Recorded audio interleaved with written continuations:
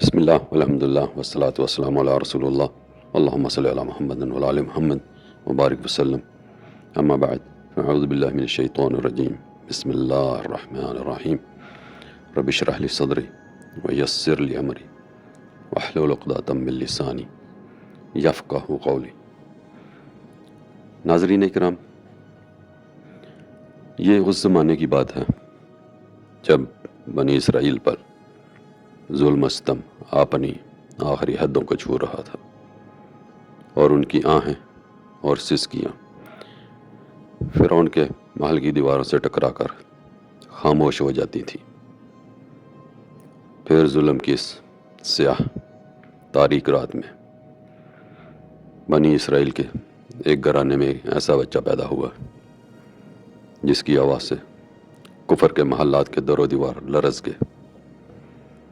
یہ تھے حضرت موسیٰ علیہ السلام. ناظرین، بنی اسرائیل کی قوم غلامی کے شب و روز بسر کر رہی تھی. وہ ایک روشن صبح دیکھنے والی تھی، لیکن یہ دور ابھی ختم ہونے والا نہیں تھا. فتنہ ابھی باقی تھا، یعنی سامری جادوگر کا بنایا ہوا گائے کا بچڑا جس نے بنی اسرائیل کے ایک گروہ کو گمراہ کر دیا. یہ کوئی عام بات نہیں تھی، بلکہ بنی اسرائیل کی زندگی اور موت کے سفر کا امتحان تھا. یہ موسیٰ علیہ السلام کے زمانے کی بات ہے جب بنی اسرائیل فرعون کے ظلم کا شکار تھے، اور جب ظلم اپنی آخری حدوں تک پہنچ جائے تو وہ مٹ جاتا ہے. اللہ تعالیٰ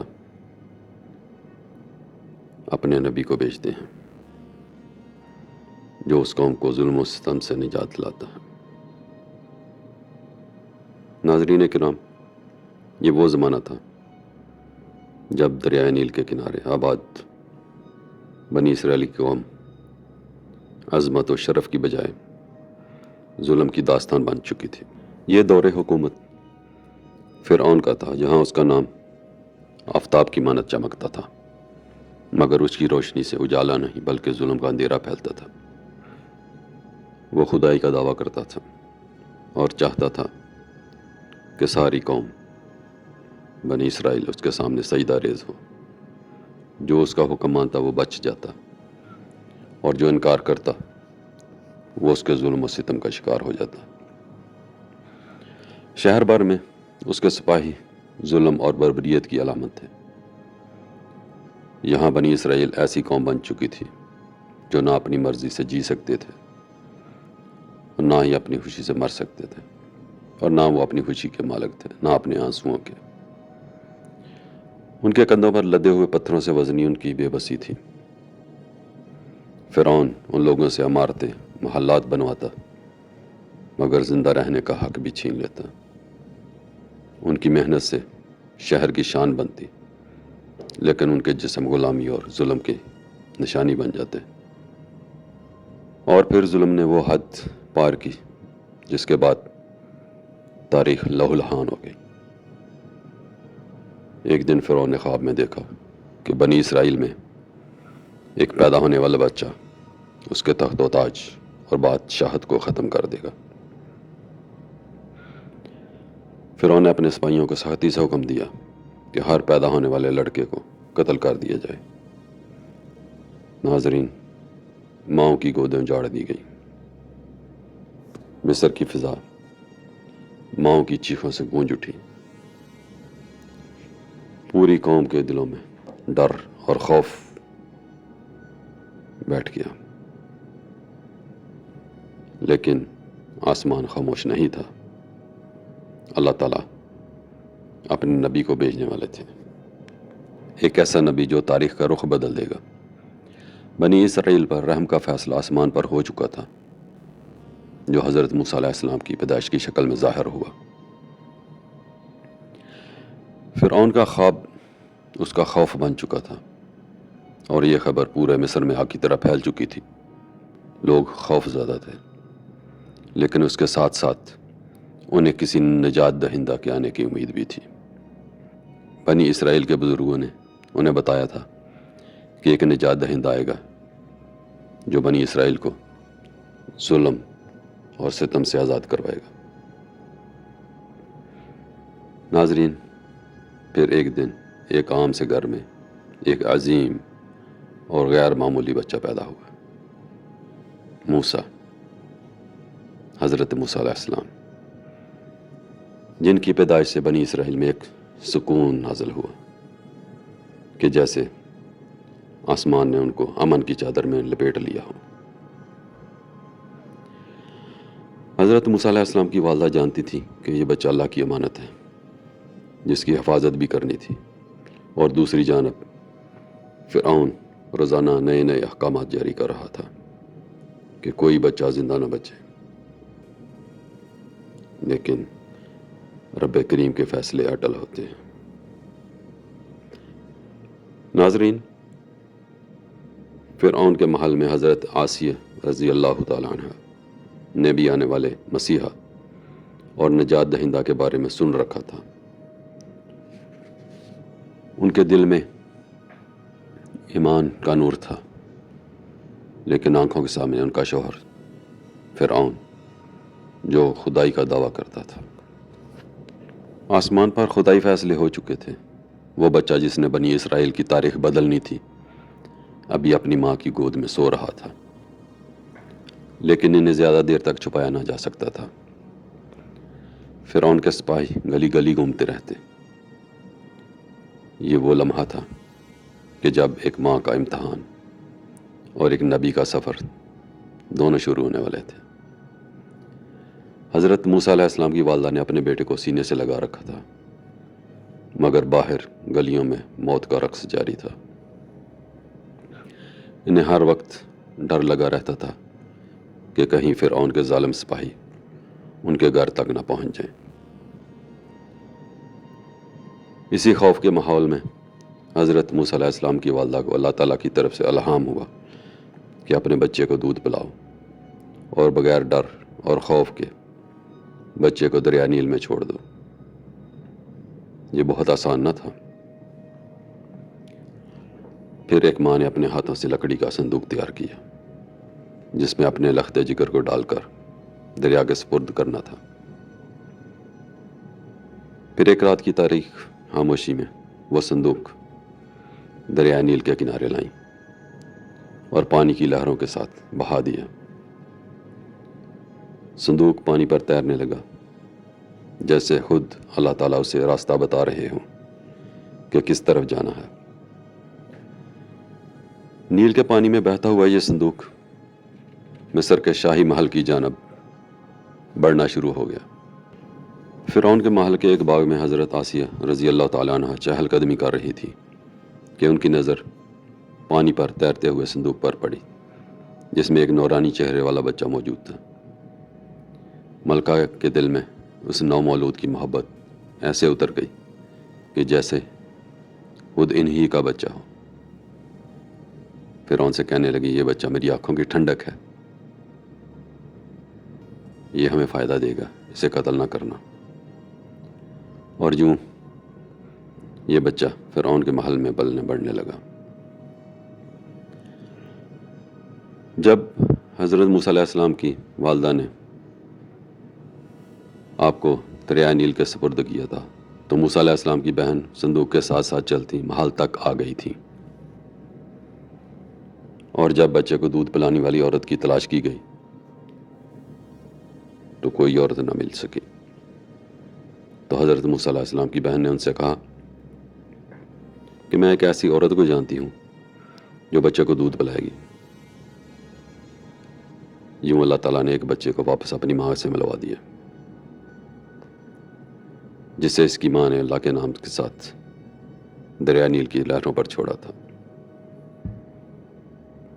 ناظرین، اس طرح حضرت موسیٰ علیہ السلام کی زندگی کا سفر شروع ہوا۔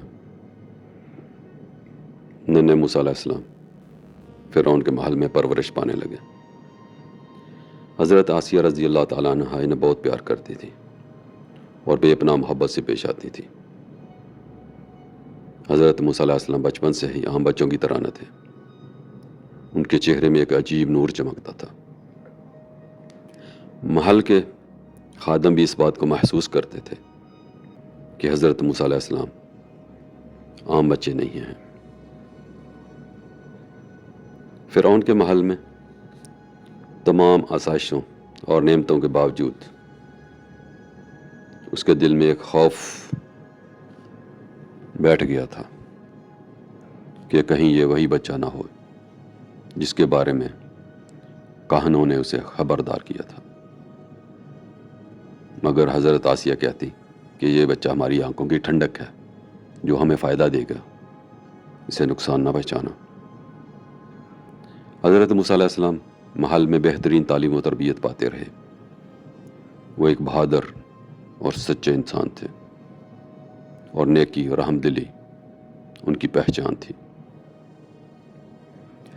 لیکن محل کی اونچی دیواروں کے باہر بنی اسرائیل ظلم و ستم کی چکی میں پس رہے تھے.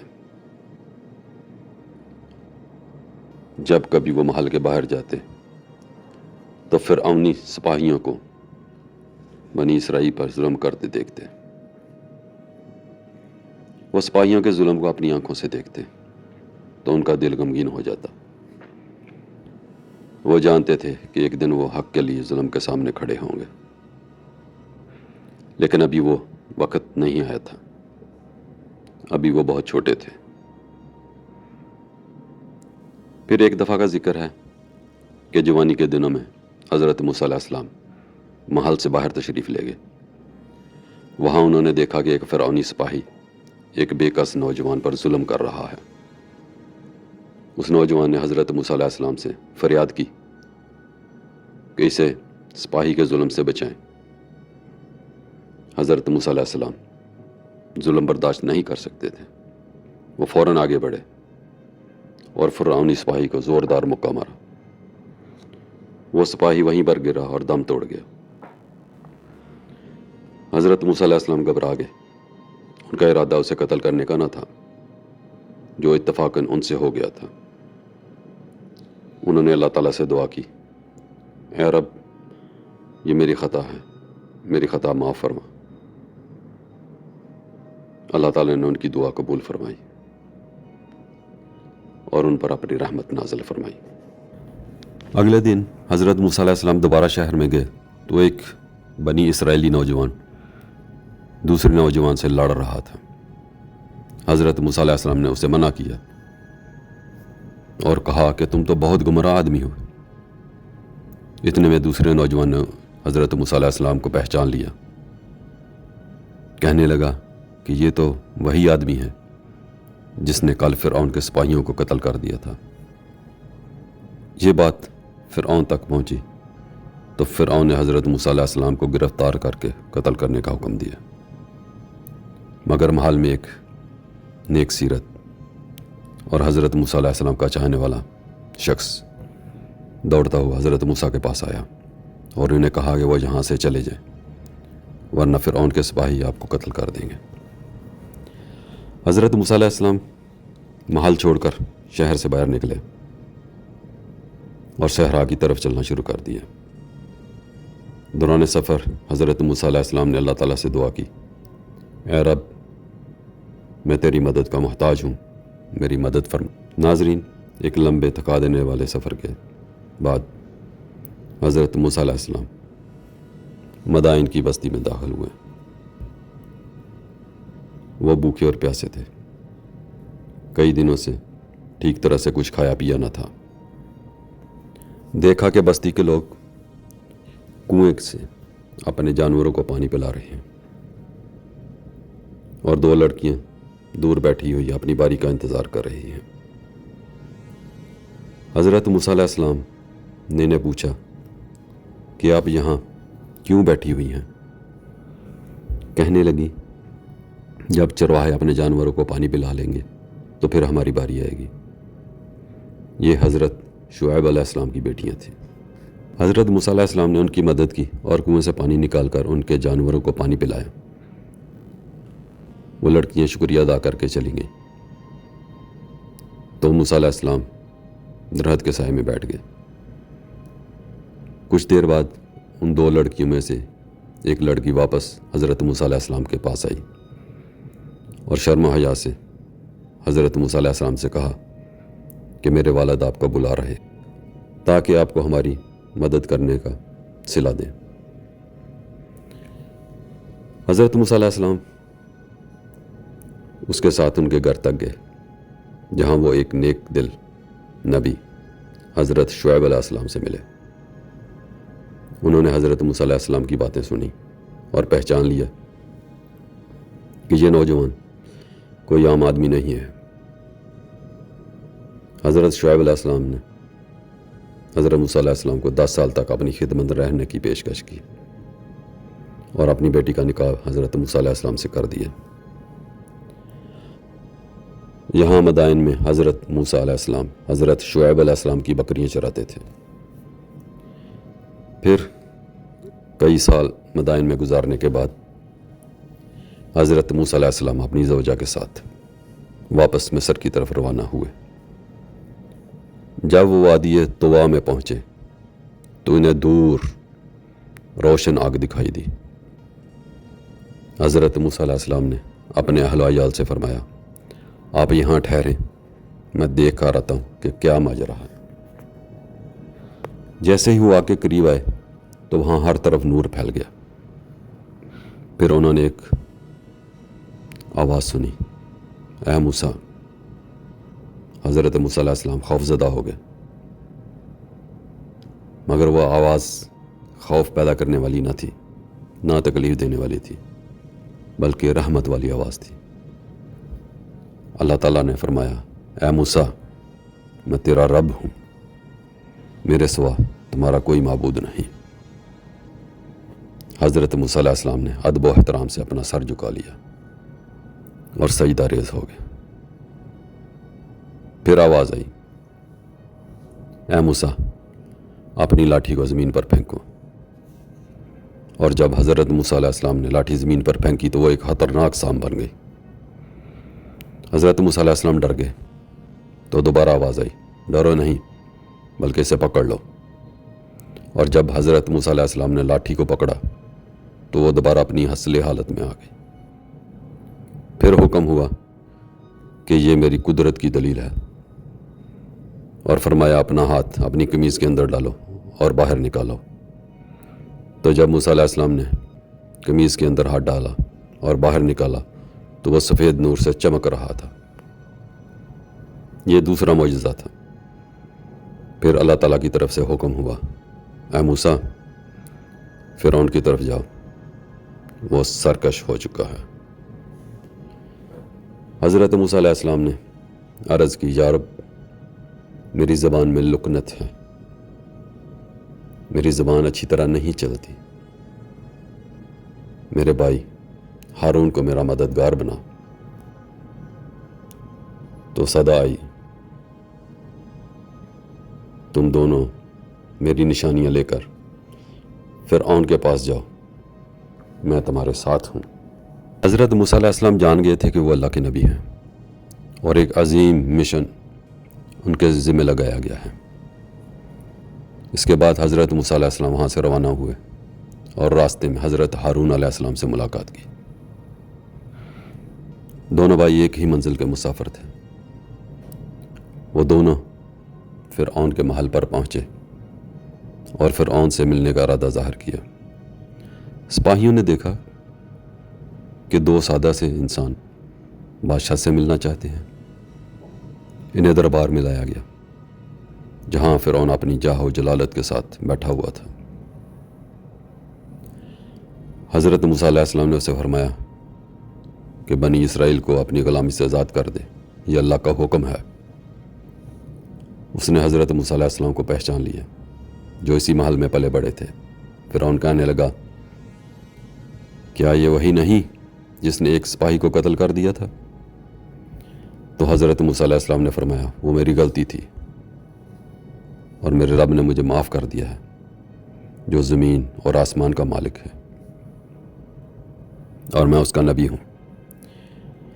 فرعون نے غضبناک ہو کر سپاہیوں سے کہا کیا تم نہیں سنتے؟ یہ خود کو خدا کا نبی کہتا ہے۔ حضرت موسیٰ علیہ السلام نے اسے کہا، اگر تم ہدایت کی طرف آؤ گے تو فلاح پاؤ گے۔ فرعون کہنے لگا، اگر تم سچے نبی ہو تو کوئی معجزہ دکھاؤ، کوئی نشانی دکھاؤ۔ تو حضرت موسیٰ علیہ السلام نے اللہ کے حکم سے اپنا عصا زمین پر پھینکا تو وہ ایک بہت بڑا سانپ بن گئی۔ درباری ڈر کر پیچھے ہٹ گئے۔ پھر حضرت موسیٰ علیہ السلام نے قمیض میں ہاتھ ڈال کر باہر نکالا تو وہ نور سے چمک اٹھا۔ وہ سب یہ دیکھ کر حیران رہ گئے۔ لیکن فرعون ہٹ درمی سے کہنے لگا، یہ تو جادو ہے۔ پھر اس نے مصر کے تمام جادوگروں کو اکٹھا کیا کہ حضرت موسیٰ علیہ السلام کو شکست دیں۔ فرعون نے شہر میں اعلان کروایا کہ آج حق اور باطل کا فیصلہ ہوگا۔ لوگ ہزاروں کی تعداد میں جمع ہو گئے۔ جادوگروں نے اپنی رسیاں چھڑیاں زمین پر پھینکی تو وہ سانپوں کی طرح زمین پر رینگنے لگیں۔ درباری ڈر گئے اور خوف سے پیچھے پیچھے ہٹ گئے۔ پھر اللہ تعالیٰ کے حکم سے حضرت موسیٰ علیہ السلام نے اپنا عصا زمین پر پھینکا جو ایک بہت بڑا سانپ بن گیا جس نے تمام سانپوں کو نگل لیا۔ یہ دیکھ کر تمام جادوگر سجدے میں گر پڑے اور کہنے لگے، ہم موسیٰ اور ہارون کے رب پر ایمان لائے۔ فرعون غصے سے پاگل ہو گیا، جادوگروں کو مارنے کی دھمکی دی، مگر وہ جان چکے تھے کہ موسیٰ اور ہارون حق پر ہیں۔ جس کے بعد فرعون نے بنی اسرائیل پر ظلم کے پہاڑ توڑ دیے تو اللہ تعالیٰ نے فرعون پر پانی کا عذاب نازل کیا جس سے اس کی فصلیں تباہ ہو گئیں۔ فرعون نے حضرت موسیٰ علیہ السلام سے کہا کہ اپنے رب سے کہو کہ عذاب ختم کر دے، میں ایمان لاتا ہوں۔ اور جب عذاب ٹل گیا تو اس نے انکار کر دیا۔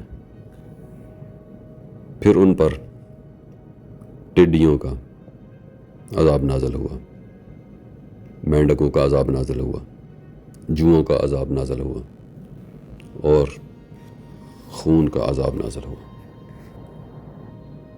وہ ہر بار موسیٰ علیہ السلام سے کہتا کہ عذاب ٹلنے کی دعا کرو، میں ایمان لاتا ہوں، مگر ہر بار اپنے قول سے مکر جاتا۔ حضرت موسیٰ علیہ السلام کی قوم جانتی تھی کہ اب فیصلے اور بنی اسرائیل کی آزادی کا وقت قریب ہے۔ پھر اللہ تعالیٰ کے حکم سے ہجرت کا حکم ہوا۔ ایک رات حضرت موسیٰ علیہ السلام بنی اسرائیل کو لے کر رات کی تاریکی میں روانہ ہوئے اور سمندر کے کنارے پہنچے۔